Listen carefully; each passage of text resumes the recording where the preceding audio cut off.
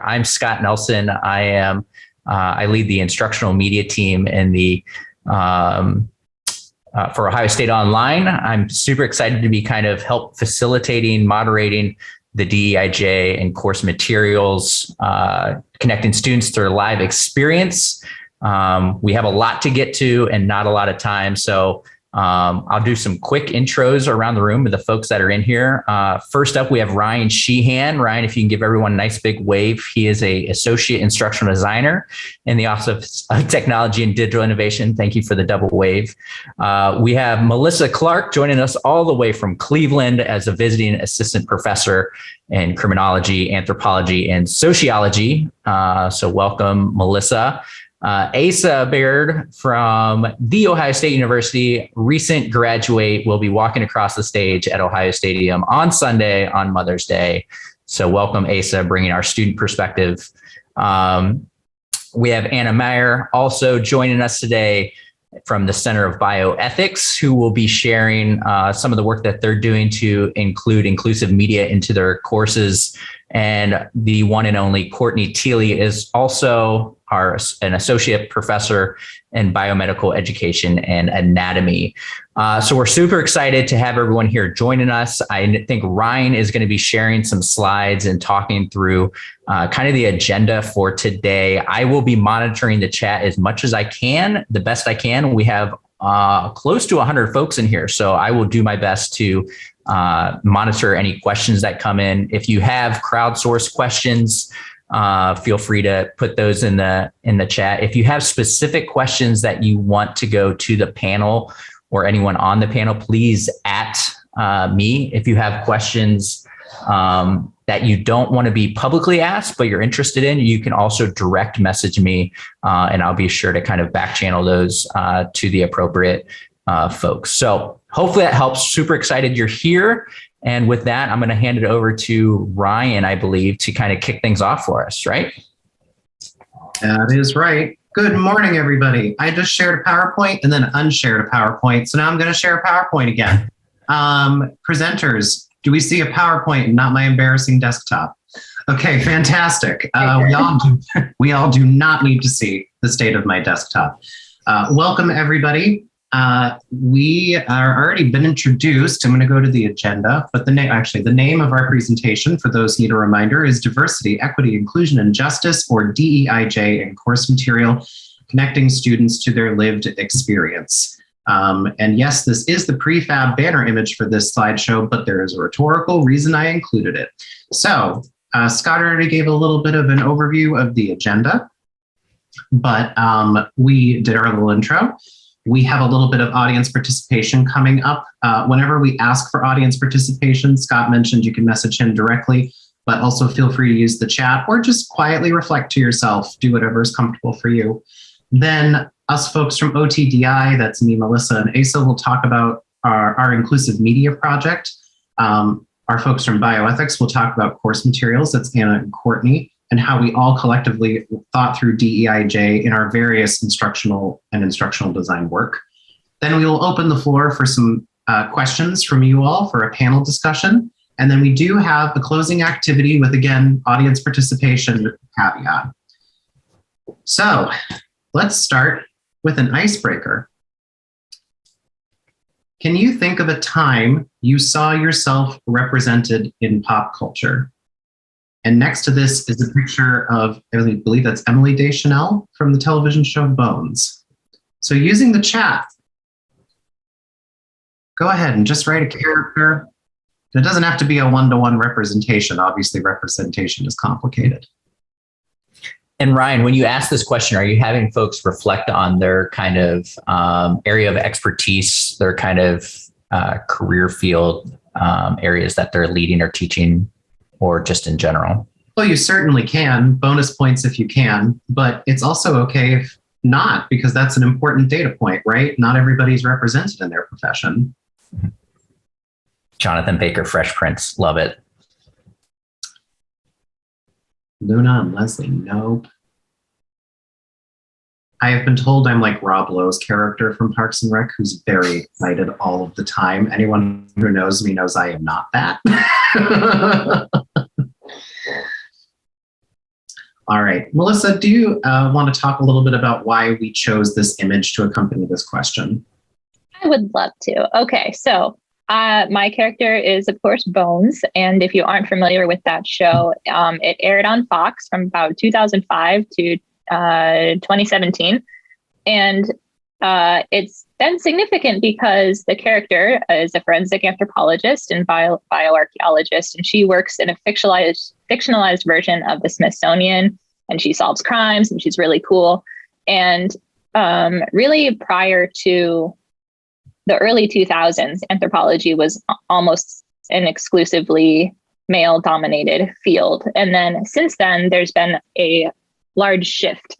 And they call it the Bones effect, as a matter of fact, because people, women especially, see themselves represented in this character. And that's often the reason they cite for first getting interested in the field, is seeing her and seeing like what she could do with her job. Absolutely.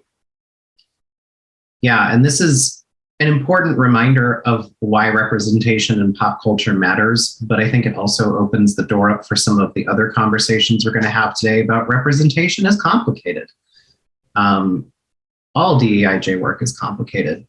And on that note, before we get into the meat of our presentations, I am going to go ahead and just reflect really quickly on the composition of this panel, who we are and what our goals are for today. So I have a statement prepped and I have a reiteration on the screen that I will read, but the statement is much longer than what is on the screen. So talking about DEIJ requires acknowledging our biases and limits. Many of us on this panel have lived experiences that make us personally invested in DEIJ work, some visible and some non-visible. That said, we acknowledge that this panel is exclusively white and light-skinned. Further, we acknowledge that the work we do is situated within the predominantly white institution of The Ohio State University. Melissa works at Cleveland, but she started with us here with this project. So for today, I included OSU. The land of which, per the Office of Diversity and Inclusion, occupies the ancestral and contemporary territory of the Shawnee, Potawatomi, Delaware, Miami, Peoria, Seneca, Wyandot, and Ojibwe, and Cherokee people. These contexts invariably influence the kinds of DEIJ work we do. Our goal for today is not to serve as pure experts. While we have insights to share, we understand that our ability to do this kind of work has been made possible not only by the advocacy and activism of various collectives in and out of academia, but also by the work of those who came before. So today we hope to continue widening the circle to make sure we are finding productive, mutually beneficial coalitions with various communities and to call us in to try new things. We're really looking forward to the conversation today and want to point out that our main takeaway is community is essential to DEIJ work. We acknowledge that we benefit from the work of others over the centuries and strive to widen the circle. All right, so with that, we're going to get into the meat of our presentation. So we're going to start by talking about two projects that happened in different parts of the university. We actually proposed these topics separately, but the Innovate folks put us together. And when we met, we realized we had a lot of great overlap and a lot of generative and interesting insights that came out of putting our conversations together. So we're going to briefly talk through each of our projects before we turn to Q&A. The first one is the Inclusive Media Project, which, as I said, involved me and Asa over in ODTI and Melissa, who started here and is now at Cleveland State. So I'm going to start. Melissa, could you explain the background of the project? Yeah, absolutely. So when I was at OD, I noticed that a lot of the stock images were primarily of like designs or random objects, which was cool, you know, for making banners and stuff. But when I tried to help instructors update their courses with pictures and updated images of people specifically, I noticed that it was quite difficult to find pictures of people with diverse racial, religious, gender, and size and disability identifiers. And I knew from research that these negative signaling cues in the absence of these images could undermine a student's persistence and ultimately their academic success in a given domain. And so to solve this problem, we knew that we needed to change these into positive signaling cues to show students that they do belong in these fields. And that's where we all came together.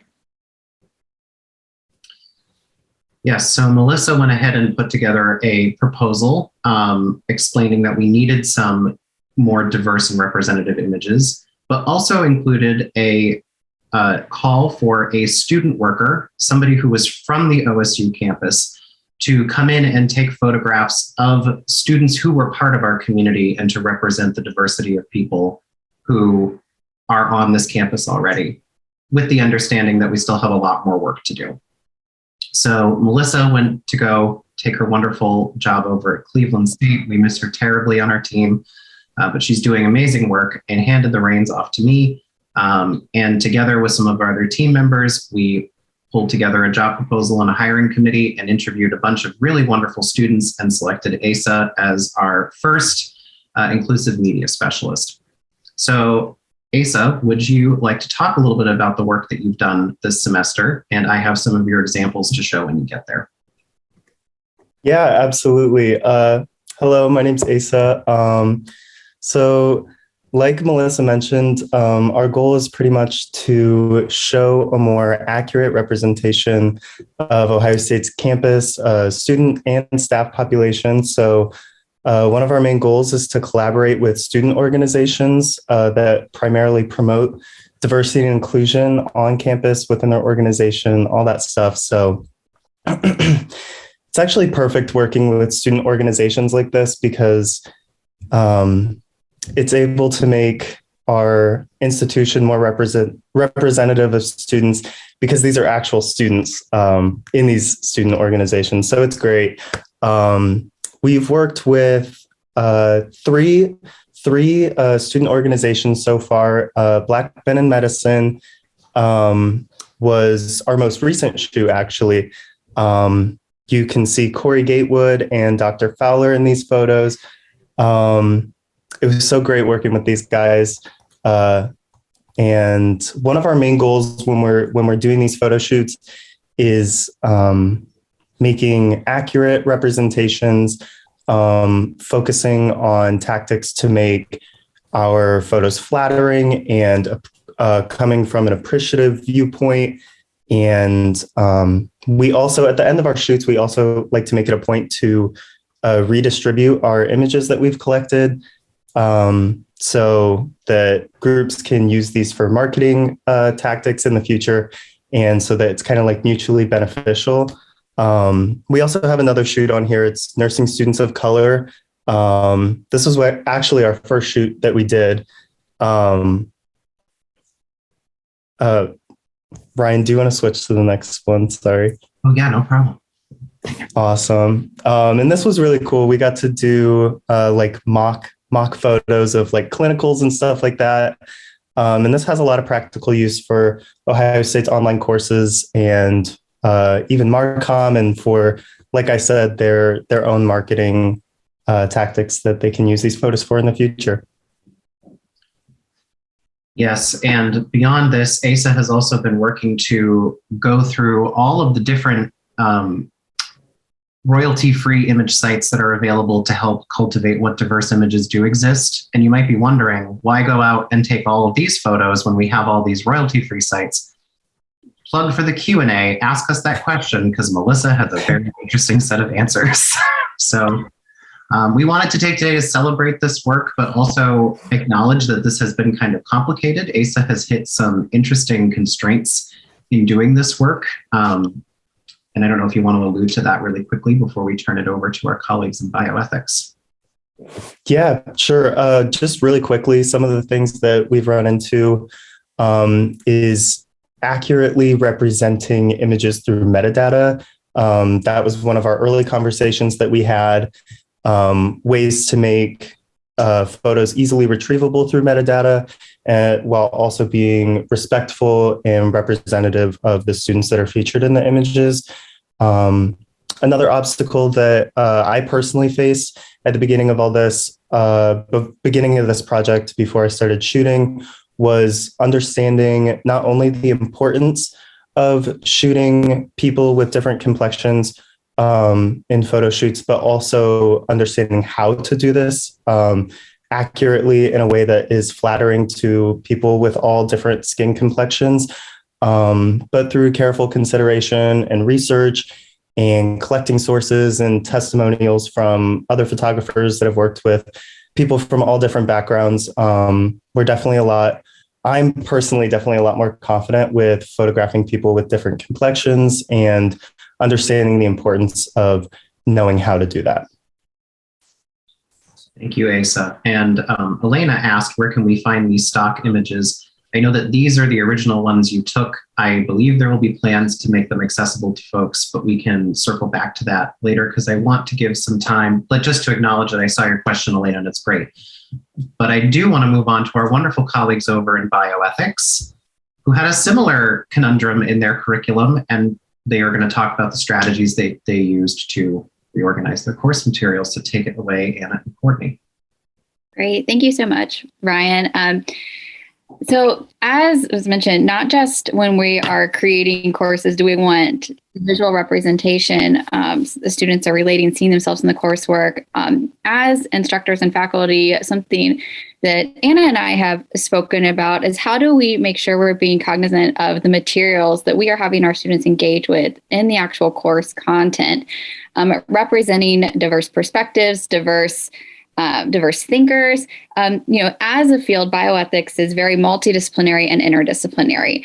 And so we're coming at it from a diversity of perspectives naturally. But we wanted to make sure that the voices we were highlighting weren't just the dominant voices that perhaps we think of as the need to know voices. And while we still include those, we wanted to make sure that perspectives that maybe weren't as mainstream or hadn't been acknowledged for the contributions they've made to the field were being included in our work. And so the ways we did that, and Ryan, if you don't mind to go to the next slide for me, that'd be great. The ways we decided to think about this is we started thinking about our student experiences, really thinking about this multi-interdisciplinary nature and how coming to our classes in bioethics, we wanted them to be able to engage not just with the perspectives they knew, but with others outside of that. And we thought of diversity very widely and broadly as we were approaching this question.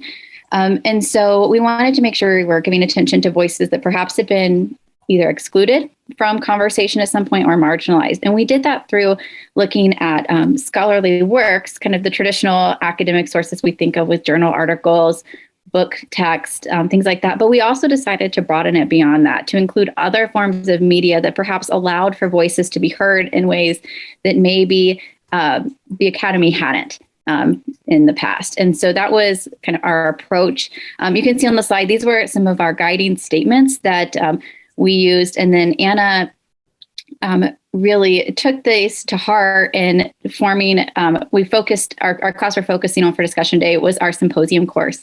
And this is a course that each semester we update, we change it to be responsive as far as content. The structure stays the same, but we are dealing with current issues in bioethics and engaging with different voices. And we thought, what a perfect place to broaden our perspectives. And so I will hand it over to Anna with the next slide to talk a little bit how we implemented this in our course. Yeah, thank you for that. So a few of the things that we tried to do this semester, and we solicited student feedback halfway through just to make sure that we were actually achieving the aims that we did. First was in resource selection. So we thought that it was important not only to have some diversity in the voice in terms of finding a different perspective. So let's say that we were talking about a particular issue like end of life. We wanted to find out in all the different areas that it would occur and find resources there. But we also wanted to vary and have some diversity in medium. So instead of just giving the manuscripts, we also wanted to pull in some art, or if there was a webinar, or if there was a podcast, or some narrative sources, things like that, short stories, poetry. So we really tried to provide them with a selection of resources from which they could choose. And to start each module, we told them very explicitly our purpose. We told them what we are trying to accomplish by giving them this diversity of resources. And we also acknowledged our limitation, that it's not exhaustive, that there are challenges in representation. And in doing that, we hope that we would invite them to participate in solving it. So we wanted them to be active participants in our aims. So and part of that being like, so that ties into the second point. The whole point was to give them agency in how they chose to engage. We wanted them to have as many opportunities to engage with the material as it best suited them. And so the way that we did this was for each module topic, which follows our grand rounds, we had a required set of resources, which normally was an academic article, a manuscript. We tried to very deliberately choose one that gave a good broad overview of the field. So rather than giving them 6 articles of varying perspectives on the topic, if we could find one that not necessarily was a systematic review, to kind of give them an orientation and give them an overview of the field. And then we gave them a list of recommended resources that could draw from various sources, and invited them to choose one or more of them when they brought it to the conversation. So in fact, by doing so, we invited them to be active participants in building a scholarly community. So all of them were engaging with at least one, so they had a point of common contact, but then they also would bring multiple sources. So maybe one person found that the art exhibition spoke to them most frequently, and they reflected on that. Another person might have listened to the webinar. So they were also building and entering in discourse with each other that way. And then finally, we really tried to design the assignments to the way that we described it as reflective scholarship. So we wanted to acknowledge that all of them were coming to our program to learn bioethics, but at the same time, they are bringing a myriad of professional expertise, previous academic study, and lived experiences. And we welcomed that into the assignments. We didn't want them to feel that they had to set that aside and only engage as quote unquote academics, right? Only engage with the scholarly in quotations material. We welcomed. We said, please bring that, bring your lived experiences, bring any past anecdotes that you have, bring any reflections that come from that, and acknowledge them. We welcome that. And overall, we've had a really, really positive response. And from us looking on the outside as instructors, it's made for a very, very robust, rich, genuine set of discussion. So, but we did, of course, nothing's perfect. So yeah, Ryan, if you don't mind to go to the next slide. Of course, with everything new, there always comes a few challenges. And so we've, just as me preparing some of the modules, these are the things that I sort of noticed.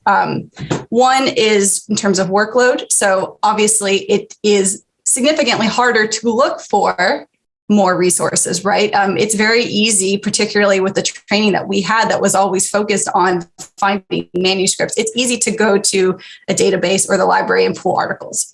It's not that difficult. You can then sort them out. It's significantly harder to spend the time ensuring that, like, did I get an appropriate diversity? You have to be very cognizant of it. Did I do it? Did I find enough? Is it okay that I only had art versus webinar? And I think there's also a balance to where you want to have enough, but not an overwhelming amount. And second one is that you don't know what you don't know. So for our symposium course, it's a topical seminar in the way that we follow the grand round. So 1 month we may be talking about environmental ethics. 1 month we may be talking about end of life ethics. 1 month we may be talking about neuroethics.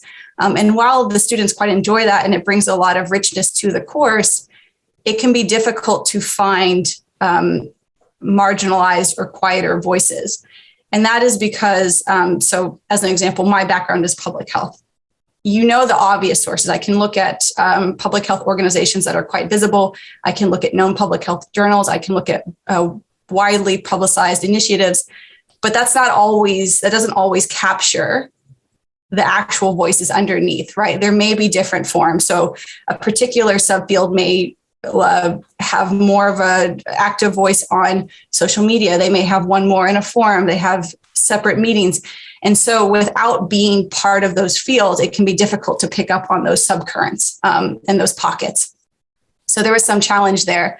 And so obviously we did some research, but again, I think there are some that you don't pick up unless you've been in the field for a while. And then the second, or I guess the final piece is that this fit very, very well with the way that we structure symposium and the way that it was designed.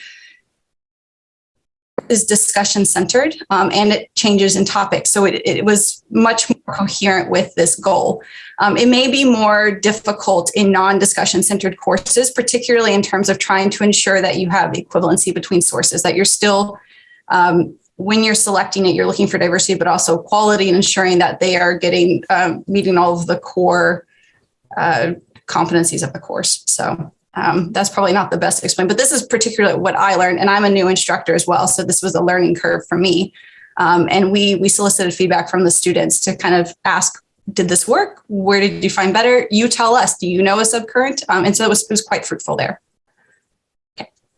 That's all that I had. Courtney, I don't know if you have anything to add to that, but it was good overall. It was a really positive experience, and the students responded exceptionally positively. And they actually called it that they loved having that representation, and they loved being able to bring them their full selves to the course. Yeah, thank you. And I would only add that just to echo, I think that the student response was positive, and I think it was really neat for students to feel empowered to share their stories as part of their course and not feel like they had to set aside past experiences, but rather integrate those into our learning and to help us all learn together, because even as faculty, we're learning too. And so I think just being honest about that and engaging there was just really a wonderful experience. Thank you all. Right. Oh, go ahead, Scott. No, go ahead, Ryan. You're doing an awesome job driving. So I'll let you kind of transition us from the kind of presentation part to maybe some of the Q&A and open discussion forum that we're hoping to get to. Yeah, and I think facilitating this part, if you have questions, you can ask them directly in the chat and we can answer them amongst ourselves. Or if you're not comfortable, as we mentioned before, asking something publicly, you can share directly to Scott in a direct message. I have a couple questions to get us started that I'd love to ask as folks are thinking.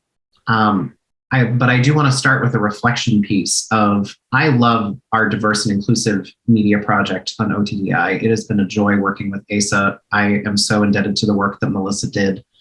I will say the reason that I love that we got to pair up with you all over in bioethics is that images are one component of a much bigger process of reorganizing the entire learning experience, right? DEIJ work is not just one facet.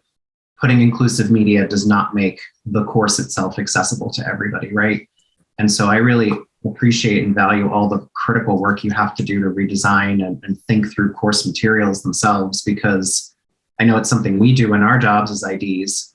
I will say my question is, not everybody has an ASA. And as you mentioned, Anna, this is labor intensive. So for those who are here today who might not have the full departmental support to get a student assistant to help cultivate these things, did you have any strategies or tips that you came across during your time going through this course material cultivation?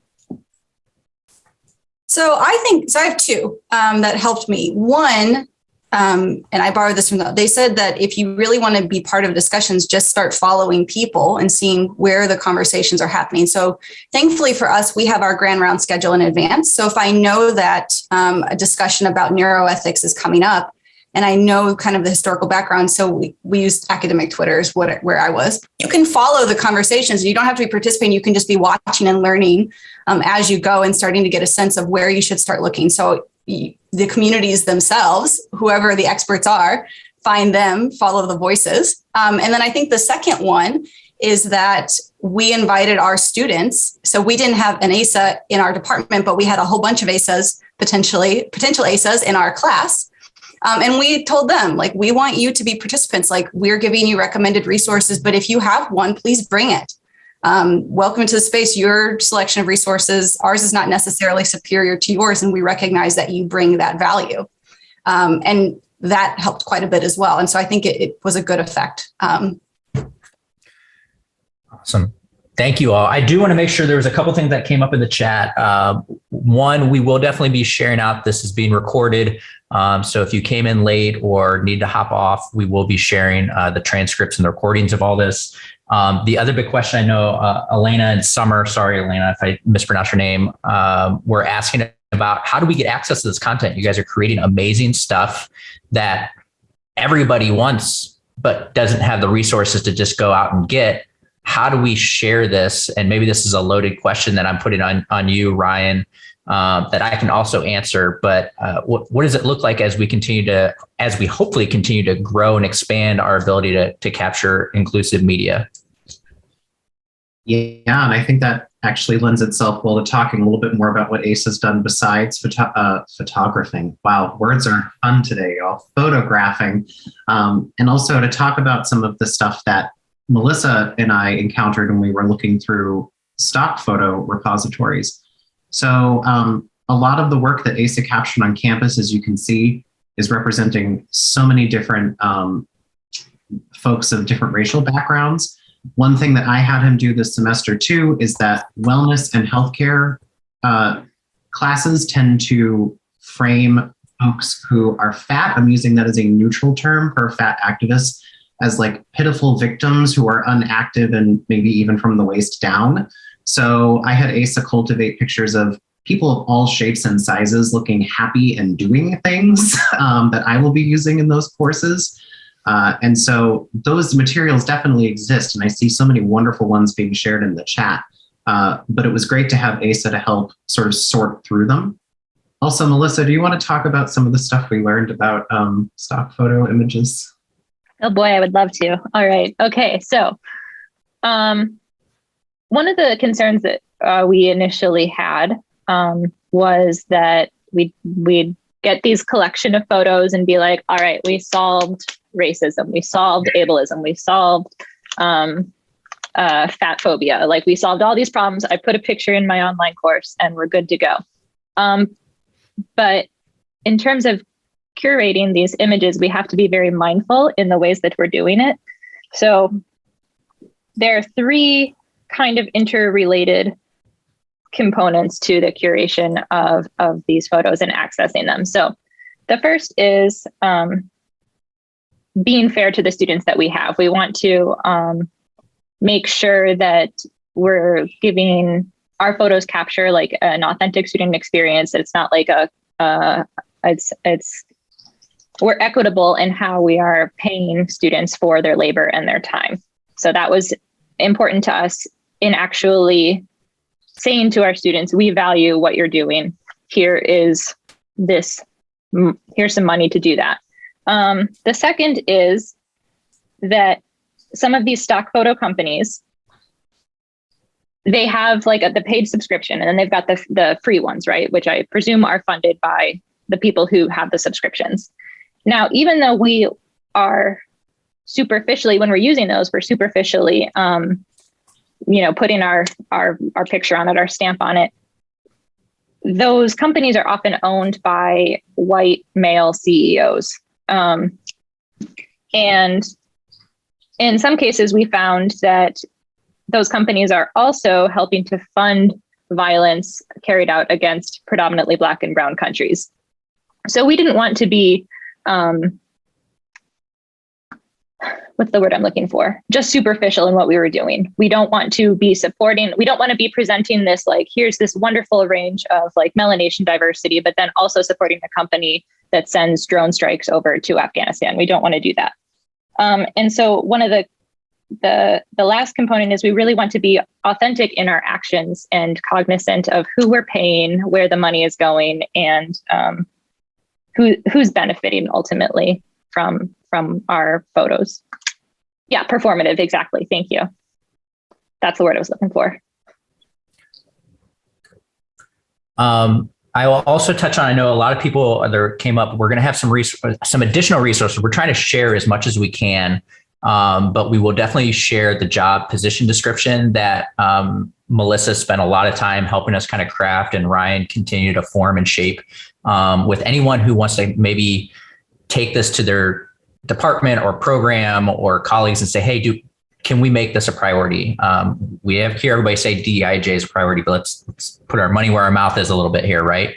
And really support that. So we will be sharing all of that content to anyone who's interested and wants that as well. Asa, I'd be interested to hear from you, going through this process of seeing the position description, applying for it, interviewing it, and maybe having this perception of what this was going to look like to maybe the reality of what it is now. I know it took a little bit of time to get up and running. But what was that experience like of what you thought this was going to be versus the reality of what this is often is on a day-to-day basis for you?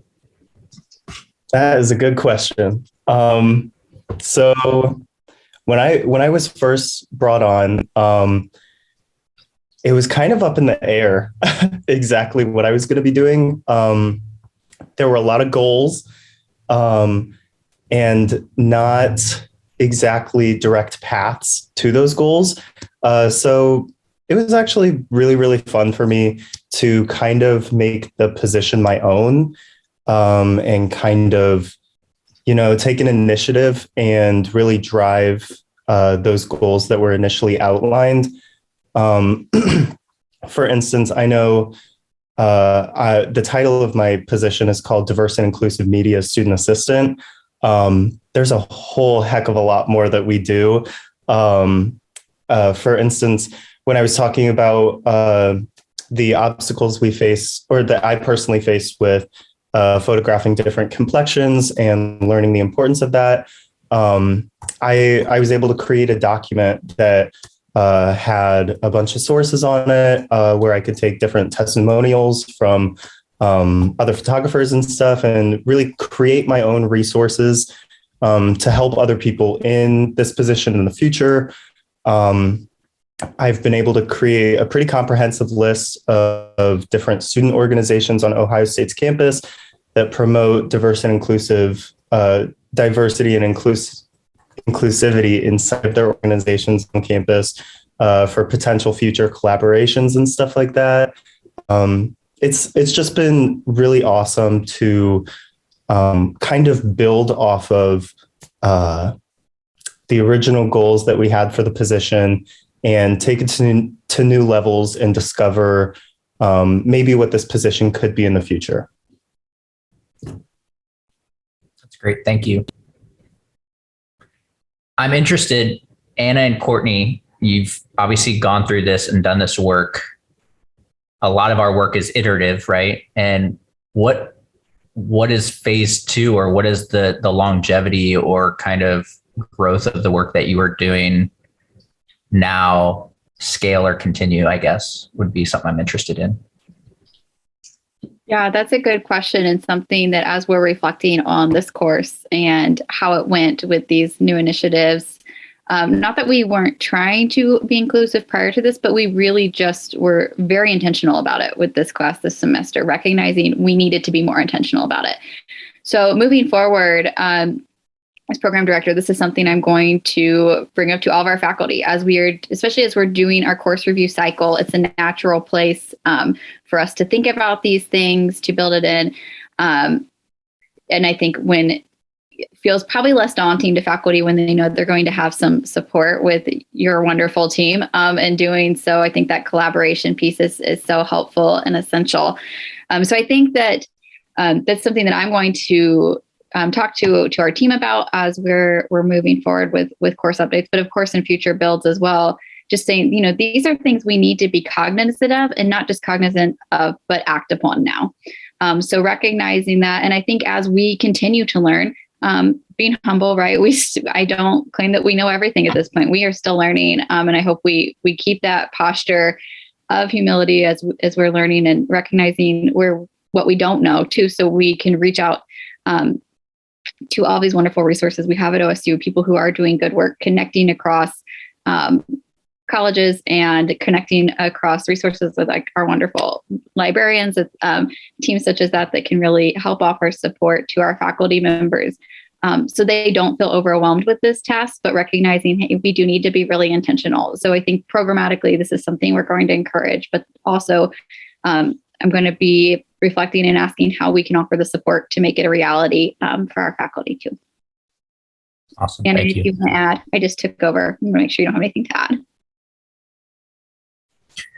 I have another ethics question that comes up often as we kind of explore this, especially with the content that we're producing, is we want to show a diverse, inclusive campus, and oftentimes we're not portraying the reality of what our campus currently is, but the reality of what we wish it were. And so how do we kind of balance that of like showing one thing and then students come in seeing something differently, and it's a chicken and the egg kind of scenario of how do we move forward with that? So does anyone have any strong feelings or thoughts on kind of wrestling with that? And feel free to share in the chat if others are kind of wrestling with that or have feelings about it.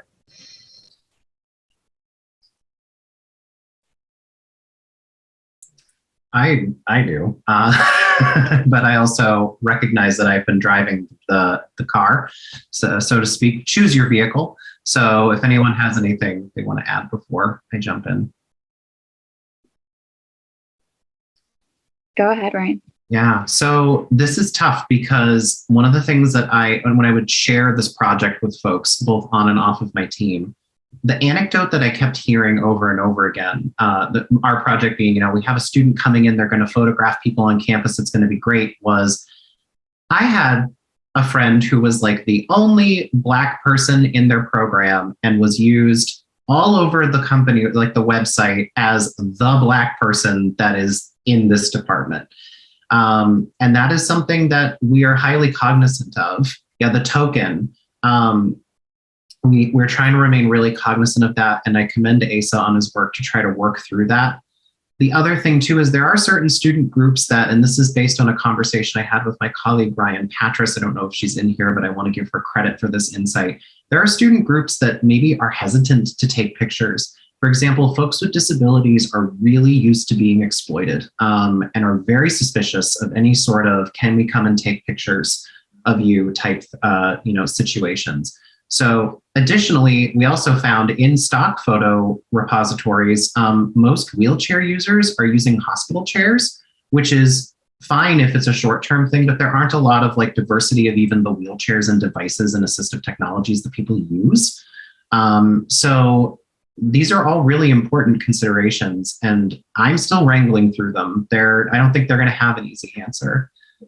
Yes, and most people, my brother has cerebral palsy. He had to get fitted for a wheelchair. So when we've realized that, I was like, oh gosh, this is a lot. So we're trying to remain really cognizant of that. Also, how do you represent diversity that's not apparent? This is where I think Anna and Courtney's work is so important because, gender and sexuality don't always have visible markers, right? And we don't want to be, further stereotyping those groups. Or certain disabilities that are not visible. So these are all ethical considerations we've thought through. If folks have insights on that, please share, because it's an ongoing conversation on our team. Courtney, Anna, any other thoughts or things that kind of circle the realm or the world that you're in as far as that goes? Yeah, it's a good question. And it's one I've thought a lot about, and I don't pretend to have all the answers to, honestly. I can say from experientially, I was part of a group that, what you might want to call, as Ryan said, the token groups, where my friend group in law school, we were just best friends, but we were of racial diversity. And at every school event, there were photographers taking a picture of our little friend group as we were sitting and chatting. It was something I don't know if the others picked up on, but I did. And so I assume they did too. It was just a little bit odd. And quite honestly, one or two times it was flattering. After that, it became okay, this feels a little bit intrusive, excuse me. So, that's experiential. That's not official analysis of any sort, but I think the observations made hold true. So I'd say, I think that being in conversation with people, not making assumptions, would be really important to ethical engagement in this scenario. In medical ethics, something we talk a lot about is informed consent. I don't think that has to just be limited to medical or research ethics context. I think that talking to people about your goals and what you're doing and having upfront conversations, and also the option to say, I actually am not comfortable and would like to not participate in this anymore, is really important to ethical engagement in these sorts of scenarios. But these are just starting points. As I said, that's something that I've thought a lot about, but need to think a lot more on still too. We only have a couple minutes left, so I want to be mindful of that. Ryan, I don't know if there's any other major things that you wanted to get to. I know there was a couple additional kind of activities or thought experiments you wanted to have. Asa, I would love to connect with you on a little bit of what Courtney was talking about and your ability to kind of seek permission and acceptance before even capturing or doing anything with folks, and kind of that relational piece that you have, and prioritizing the person over your set goal of capturing content. But I know that may take some time. Ryan, is there any other kind of major? I also have a survey I need to send out right before we get off as well. I want to send out before we lose people for lunch. Yeah, we do have a participation component. If the panel's okay with it, I'm fine with leaving these as questions for folks to reflect on and to continue the conversation. I also want to just point out, this will come up on the last slide, but folks have been asking great questions about the resources we have. We have a handout of questions we ask when we cultivate resources. We have the job description, all those sorts of things. If we don't share them directly today, please feel free to email me. It's sheehan.127@osu.edu. I'll put it in the chat again and I will get them to you. So everything's okay. Do we mind if Asa answers that question, and I'll conclude with our questions? Yeah, Asa, can you talk about that a little bit? Your kind of approach with the consent piece, right? And letting people know what you're there doing, and the goals and objectives around that. Yeah, absolutely. So typically, this whole process starts with us reaching out to an organization, a student organization. We have a pretty templated email that is personalized to each group. And usually we just kind of leave it open. We wait for them to reply with interest. And the very first step is setting up a meeting where we can talk about the group's goals, their interests, and kind of what they want to come out of the shoot, as well as our goals. And it's really important for us to make sure those align and we understand exactly what the students are comfortable with. And then from there, we can go ahead and schedule a photo shoot and stuff like that. We also have a permission form or like a consent form that we distribute to every single student that we will be photographing. And we pretty much require that we have written consent to use these photos for online courses. There's also an option for students to consent to using these images for marketing and communication through Ohio State. And also they can go ahead and check a little box if they want to receive this folder of images for their own marketing purposes, like I mentioned earlier. So it's very much an open dialogue between our project and these student groups. We want to make sure that we are putting their goals top priority, their comfortability at top priority, and make sure that we're accurately representing the students in all aspects. So yeah, that's huge for us. We want to make sure that they're comfortable and accurately represented. Thank you, Asa. So I want to make sure I give folks a time to kind of close out. I put a link to the survey in the chat. If you're willing to fill that out for us, it greatly helps us kind of continue to form and shape great conversation pieces. I will also shamelessly plug Asa once again. We are working on getting a permanent position to kind of continue this work on, but right now in the state that we're in, we don't know if we'll be able to do that in a timely manner. And I would love to protect and keep Asa on, but if great opportunities come up, I'm sure he'd be interested at this point as he graduates. So don't take him from us, but also take him. He's amazing. And so with that, Ryan, Melissa, Courtney, and any kind of last minute remarks or comments or things you want people to share or connect with you on if you're looking for help or support.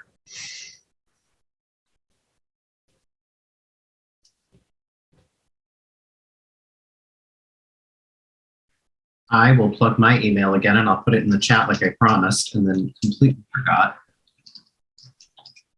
If anybody would like any resources shared today and that we did not share them directly, you can email me after this presentation. Anybody else? Ryan, I was trying to find the notes about my little diagram of like billionaires and their money. So there might be a couple of people reaching out to you, but I just want to thank everybody for giving us the opportunity to talk to to you all and allowing us to use our white privilege to widen our circle again and bring more people into it. Yes. And thank you to everyone for feedback that's come up during this. All that kind of calling in or critical questions is going to help us do better work and make sure we're involving everyone, not just us. Awesome. Thank you all. Enjoy your lunch. Hopefully you all have quinoa salad at home for yourselves and traditional Innovate style. And we'll see some of you in the next upcoming sessions and the closing sessions. So thank you.